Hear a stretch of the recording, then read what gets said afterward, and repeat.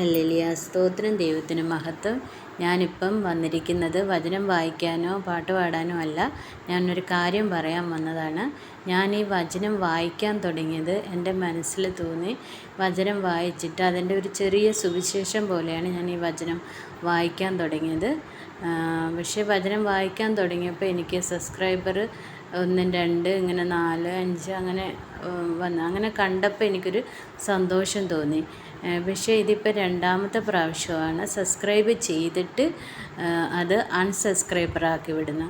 അപ്പം നമുക്ക് അത് ഞാൻ ഈ സബ്സ്ക്രൈബറൊന്നും ഉദ്ദേശിച്ചല്ല ഞാൻ ഈ വചനം വായിക്കാൻ തുടങ്ങിയത്. പക്ഷേ അതങ്ങനെ നിങ്ങൾ കണ്ട് എന്താ പറയുന്നത്, ദൈവത്തെ അറിയുന്നവർ കണ്ട് ഇഷ്ടപ്പെട്ടിട്ടായിരിക്കുമല്ലോ അത് സബ്സ്ക്രൈബ് ചെയ്യുന്നത്. അപ്പോൾ അത് കണ്ടപ്പോൾ എനിക്കൊരു സന്തോഷം ഉണ്ടായിരുന്നു. പിന്നെ ഇത് സബ്സ്ക്രൈബ് ചെയ്തിട്ട് അൺസബ്സ്ക്രൈബ് ആക്കുമ്പോൾ അത് കാണുമ്പോൾ ഒരു സങ്കടം തോന്നി. പിന്നെ ഞാൻ അതിനെക്കുറിച്ച് പറയാനാണ് വന്നത്. ഇതിപ്പോൾ രണ്ടാമത്തെ പ്രാവശ്യമാണ്. ആരാന്നൊന്നും എനിക്കറിയില്ല. സബ്സ്ക്രൈബ് ചെയ്തിട്ട് അത് അൺസബ്സ്ക്രൈബറാക്കി വിടുന്ന. നിങ്ങൾക്ക് വചനം കേട്ടിട്ട് ഇഷ്ടപ്പെട്ടില്ലെങ്കിൽ നിങ്ങൾ എന്താ പറയുന്നത്, സബ്സ്ക്രൈബ് ചെയ്യണമെന്നില്ല. അത് ചെയ്തിട്ട് എന്താ പറയുന്നത്, അത് അൺസബ്സ്ക്രൈബറാക്കി വിടുന്നത് അത് കാണുമ്പോൾ ഒരു ഭയങ്കര ബുദ്ധിമുട്ടായിട്ടുണ്ട്.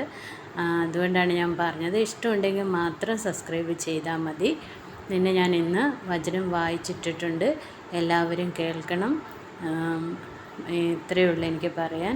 പിന്നെ എല്ലാവരും വചനം കേട്ട് വചനം മറ്റുള്ളവരിലേക്കും ഷെയർ ചെയ്യണം.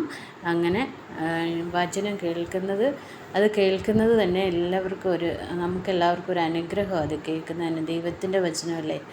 അപ്പം ഇത് പറയാൻ വേണ്ടി മാത്രമാണ് ഞാൻ വന്നത്. വചനം കേട്ട് എല്ലാവരും അനുഗ്രഹം പ്രാപിക്കട്ടെ. ആമേൻ.